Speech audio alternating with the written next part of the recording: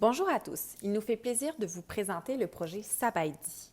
Au cours de cette présentation, vous aurez notamment accès à une mise en contexte, la présentation de l'équipe, le portrait de l'industrie, les caractéristiques des consommateurs et témoignages, pour finalement que nous puissions vous présenter le projet de développement d'un modèle d'affaires axé sur les 9 piliers du Business Model Canva.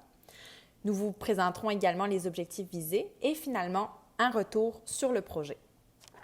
Concernant la mise en contexte, nous devions présenter le projet de développement d'un modèle d'affaires qui satisfait l'exigence d'un potentiel d'affaires, donc l'orientation profit, et tout en ciblant les besoins d'une population à la base de la pyramide économique, soit l'orientation sociale. À ces deux axes, nous avons décidé d'en ajouter un troisième, celui de contribuer à la création de revenus pour la population locale et à l'environnement, soit de créer un modèle d'affaires pour la BDP 3.0. Pour cela, nous avons décidé de cibler le pays du Laos, dont la capitale est Vientiane. Concernant la population, on constate que plus de 67% de cette population provient de la zone rurale et que 14% d'entre eux n'ont aucun accès routier. On remarque également un fait important, soit la température qui peut aller jusqu'à 38 degrés Celsius aux périodes les plus chaudes et l'humidité se situe majoritairement entre 65 et 80%.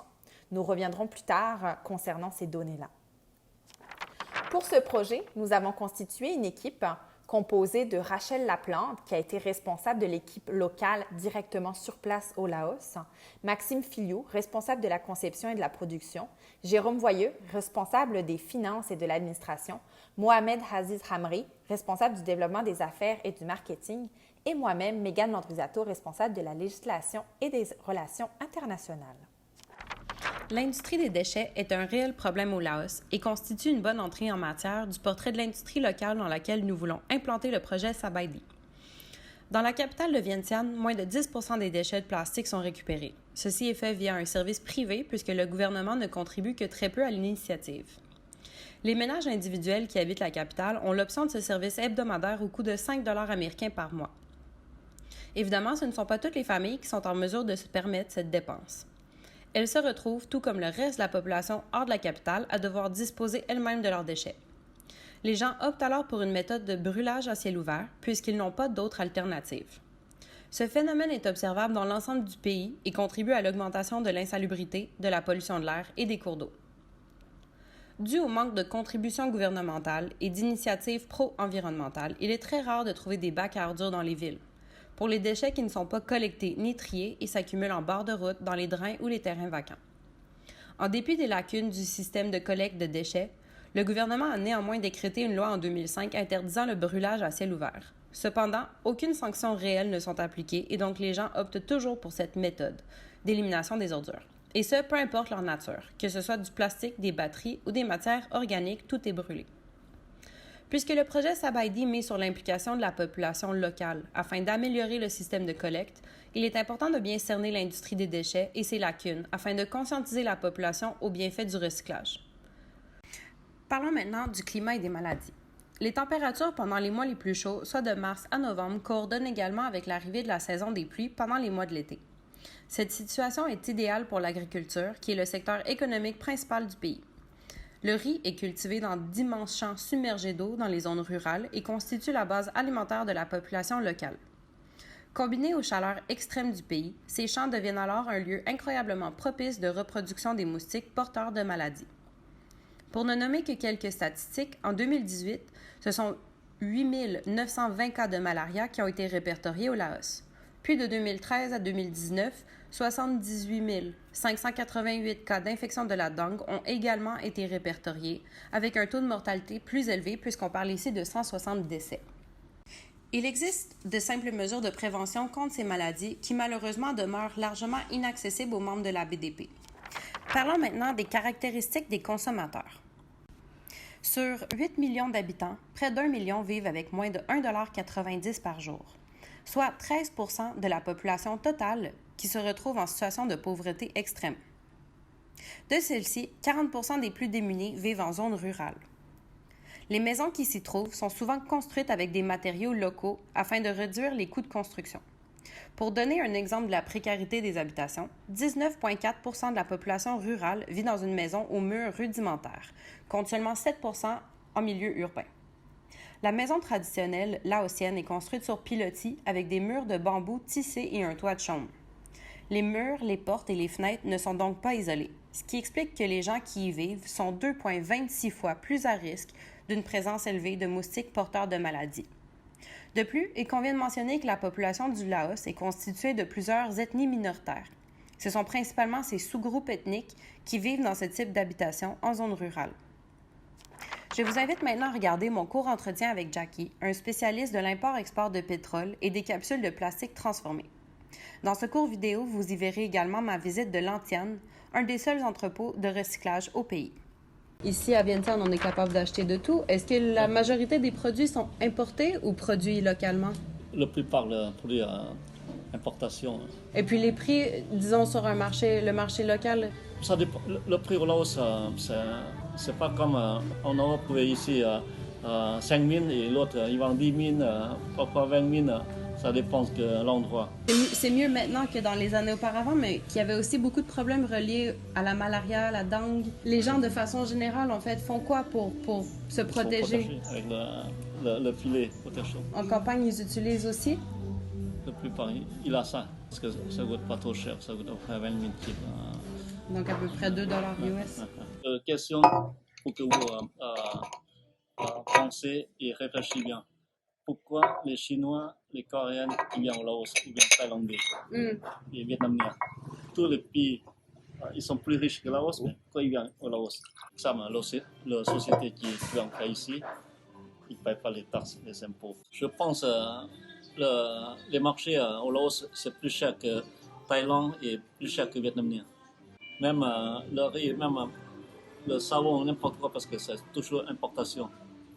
Ils n'achètent pas de marque laotienne. Ils ne cherchent pas à travailler. Tu vois, partout dans le restaurant, ils sont demandés à quelqu'un qui travaille dans le restaurant, partout. Quand il a l'argent, il ne veut plus travailler. Et donc, les gens font comment pour subvenir à leurs besoins? C'est la famille qui soutient. Je suis dans un des entrepôts où on fait la transformation de plastique ici à Vientiane. De ce que je vois, en fait, la capitale à Vientiane, vous recyclez, mais c'est via des compagnies privées. Au Laos, pour jeter la poubelle, ils le payent. C'est pour ça qu'ils ne veulent pas payer et ils sont brûlés. Je croyais qu'à partir de 2005, vous avez rendu illégal brûler les poubelles. Et les paroles de réalité, c'est différent. Nous, on peut négocier de payer 5%, 10%. Tu vas faire associer ensemble avec les Laotiens. Donc, sur le papier, on fait comme ça. Et puis, ça réduit les coûts d'ouvrir une société. Vous dites qu'ils sont à 50%. En réalité, c'est vous êtes des riches de la société. Eux, c'est seulement le nom. C'est pas il a obtenu 50%. C'est-à-dire il n'a rien. S'il y avait une manière de transformer le service pour que le service soit gratuit, est-ce que les gens participeraient? C'est sûr.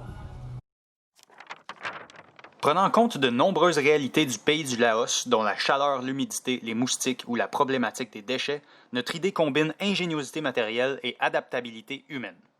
La Sabaïdi, porte climatisante fabriquée de plastique recyclé, est une innovation recombinante du concept de l'Eco-Cooler, une initiative du Bangladesh. Ce concept part d'un principe simple selon lequel la relation entre le volume de l'air et sa température est proportionnelle. Ainsi, lorsque l'air passe d'une grande ouverture, le volume du corps de la bouteille, vers une ouverture plus petite, le volume du goulot de la bouteille, sa température diminue également. Il est facile d'expérimenter ce principe en comparant son propre souffle dans sa main, la bouche grande ouverte, l'air sera alors chaud, versus en laissant seulement une petite ouverture, l'air sera considérablement plus froid. La Sabaïdi profite aussi du fait que chaque maison doit nécessairement avoir une porte et qu'il n'est donc pas nécessaire de percer ses murs pour l'installation, comme c'est le cas pour l'Eco-Cooler. L'isolation des murs, cruciale au maintien d'une meilleure température intérieure et à la prévention d'intrusion d'insectes, est ainsi rendue plus facile. De plus, notre produit intègre un réservoir destiné à être rempli par un liquide anti-moustique qui est diffusé par l'évaporation causée par le mouvement de l'air généré par la porte. Nous pensons que cette innovation recombinante produit une valeur ajoutée considérable puisqu'elle s'attaque simultanément à plusieurs problématiques que l'on observe au Laos, plus spécifiquement dans les zones rurales les plus chaudes et humides. Dans le cadre de notre projet et particulièrement de notre modèle d'affaires, il est primordial et essentiel de prendre en considération un des aspects du modèle d'affaires qui est la clientèle cible. Donc, au sein de notre projet et du modèle d'affaires qu'on présente, nous avons décidé de délimiter le marché de notre produit aux ménages nécessiteux qui désirent s'isoler de maladies liées aux moustiques et d'apporter un certain confort de vie adéquat au sein du milieu familial. Donc, en plus de ça, notre marché s'étend aux entreprises désireuses de procurer un produit de qualité en déprivant tout risque lié aux moustiques et à la température externe tout en minimisant les coûts élevés associés à un système de climatisation traditionnel.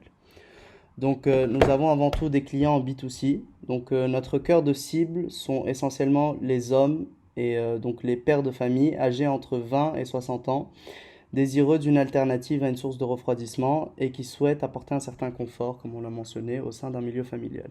Donc, on a aussi les ménages à faible revenu dans les milieux ruraux et aussi les ménages à faible revenu dans les milieux urbains en se concentrant sur quelques villes donc du Laos. On a aussi des clients en B2B, donc on a les entreprises à faible revenu, les hôpitaux mobiles, les locaux d'ONG en milieu urbain, les épiceries en zone urbaine, les restaurants en milieu urbain. Donc étant donné, c'est essentiellement une source d'économie pour le client. Et étant donné que l'on prend en considération que nos clients potentiels, on leur offre une certaine possibilité d'économiser et la porte est avantageuse puisqu'elle contribue à la réduction de l'achat des moustiquaires qui, elles, ne sont pas durables. Et elle permet aussi une réduction de l'électricité qui n'est pas très nécessaire pour profiter des avantages de la porte.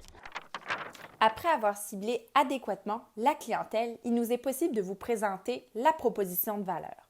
Il s'agira d'une porte isolante, réducteur de moustiques et qui permet la réutilisation du plastique par les locaux via leur implication elle-même. Bon, pour la structure des revenus. Bien évidemment, notre projet d'innovation à la base de la pyramide économique n'en serait pas un s'il ne prévoyait pas un revenu à notre activité productive. Celui-ci devrait éventuellement dépasser les dépenses pour permettre un profit considérable qui motivera ensuite un réinvestissement dans le même type de marché en croissance. Cette étape est absolument cruciale à la survie de notre entreprise et par extension au bien-être renforcé de notre clientèle cible. Voilà pourquoi nous prenons soin ici d'identifier clairement par quel mécanisme nous prévoyons récolter des revenus découlant de notre activité. Les revenus seront en grande partie liés à la vente du produit principal que nous espérons pouvoir vendre au prix de 35 $ US. Des revenus additionnels viendront de la vente du liquide diffuseur anti-moustique et des frais d'installation de la porte pour les clients qui voudraient payer pour ce genre de service.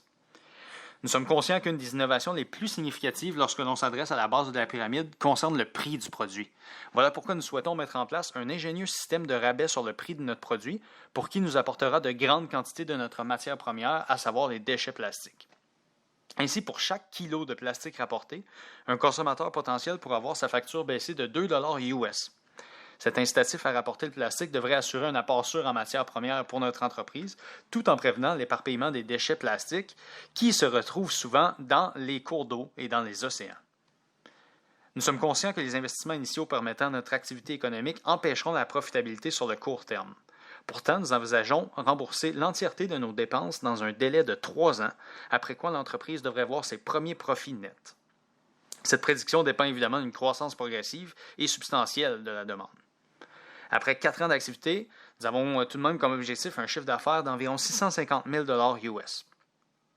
Donc voilà pour la structure des revenus. Maintenant pour les canaux. Alors pour des entrepreneurs visant un marché de la base de la pyramide économique, la géographie du Laos est hautement stratégique.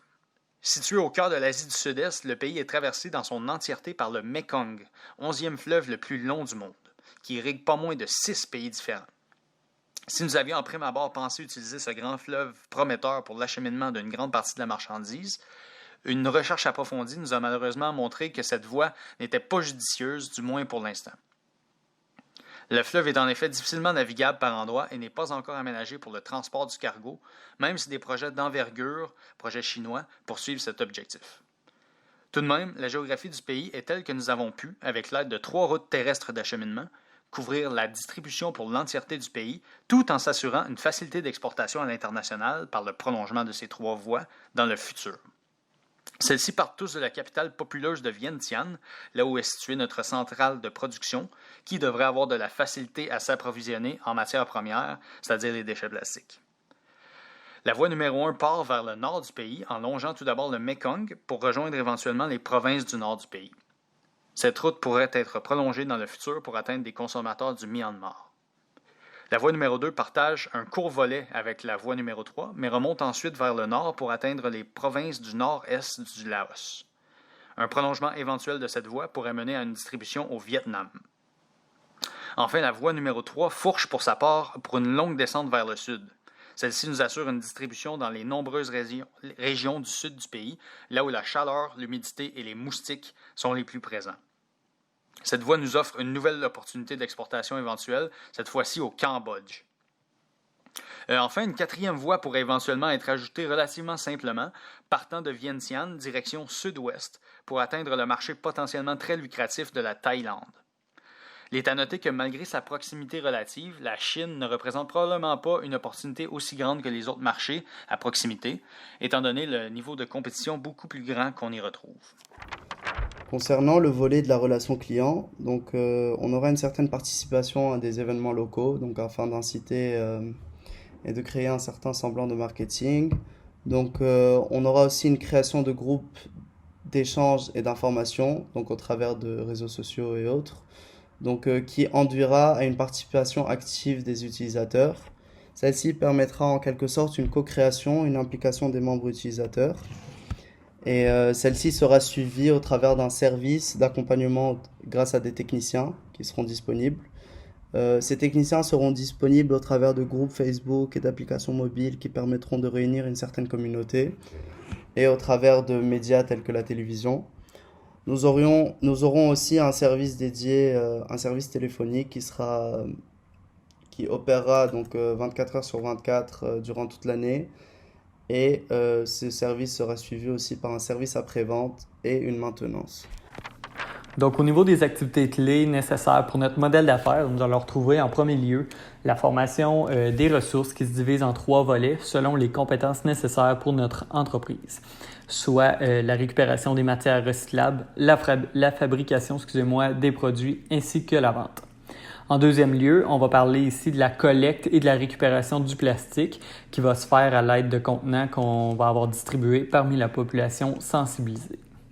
En troisième lieu, nous avons la transformation de la matière première afin de passer du plastique recyclé jusqu'au filament à utiliser dans nos imprimantes. En quatrième lieu, il y a l'instauration et l'installation de la technologie d'impression 3D, donc la mise en place technologique et matérielle des imprimantes, en plus de la réévaluation et de l'adaptation fréquente des besoins en fonction de la demande.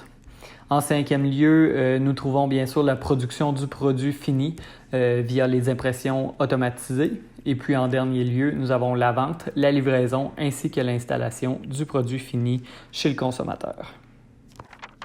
Donc pour les ressources nécessaires au projet, on va les trouver en 4 catégories distinctes. Donc les 2 premières vont être au niveau opérationnel, donc les ressources humaines et matérielles. Donc au niveau des ressources humaines, on va parler du personnel administratif ainsi que le personnel de terrain pour la récupération du plastique, la fabrication du produit ainsi que la promotion et la vente. Donc c'est une catégorie qui est relativement standard à toutes les entreprises. La distinction se fait au niveau des ressources matérielles où on a opté pour une technologie d'impression 3D. Donc, cette technologie-là permet une grande flexibilité au niveau de la production. C'est facile ensuite d'augmenter la capacité de production en ajoutant une nouvelle imprimante ou encore une imprimante plus performante. Et puis, ça nous permet également de réduire les coûts variables puisque c'est une technologie qui est autonome. Donc, on limite les frais de personnel. Pour fonctionner, par contre, cette technologie-là, elle va avoir besoin d'un système de recyclage qui permet de créer les filaments à partir du plastique recyclé et d'un logiciel de conception des portes ainsi que d'automatisation des impressions. Ensuite, il va nous falloir un système de distribution par camion pour la livraison du produit ainsi qu'un système de paiement sécurisé pour le transfert des fonds des vendeurs vers l'entreprise. Ensuite, nous retrouvons les ressources essentielles au démarrage du modèle d'affaires. Donc, les ressources intellectuelles seront nécessaires pour la connaissance du marché et des réalités d'adaptation. Donc, on parle ici des organismes non gouvernementaux partenaires et des ressources internes sur le terrain qui vont nous permettre d'en apprendre davantage sur le mode de vie des populations du Laos et des nouveaux marchés qu'on souhaitera développer dans le futur. Le département de génie informatique de l'Université Laval sera également essentiel pour la conception de l'infrastructure technologique permettant l'automatisation des impressions.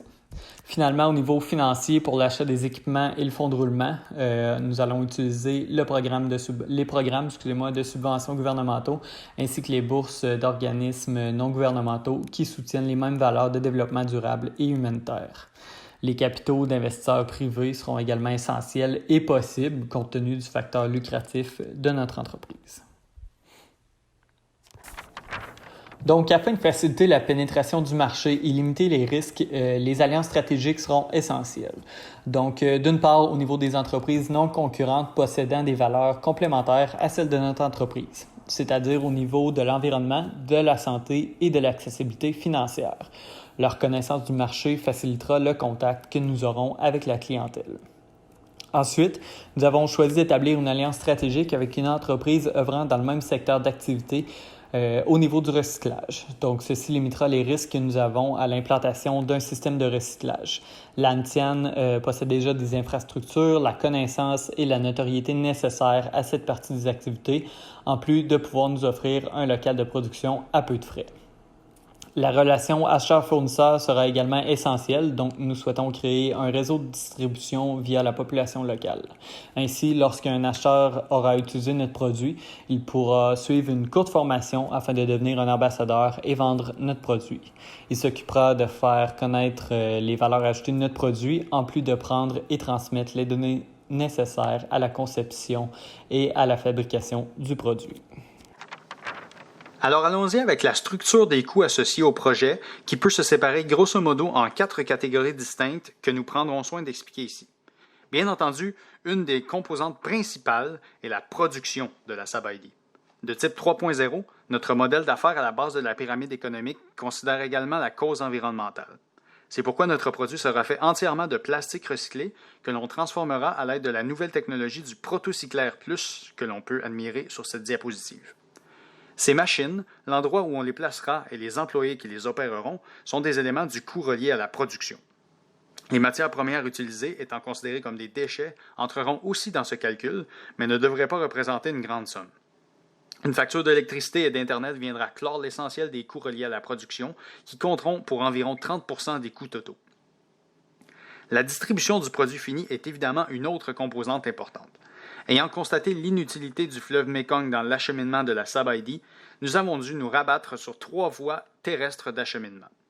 Celles-ci seront assurées par le flot des camions de livraison de marchandises, dont certains nous appartiendront, et certains seront potentiellement opérés par d'autres compagnies. Il faudra donc prévoir une somme substantielle pour ces camions, ainsi que l'essence qu'ils utilisent. Les chauffeurs de camions et la maintenance mécanique requise doivent aussi être envisagés.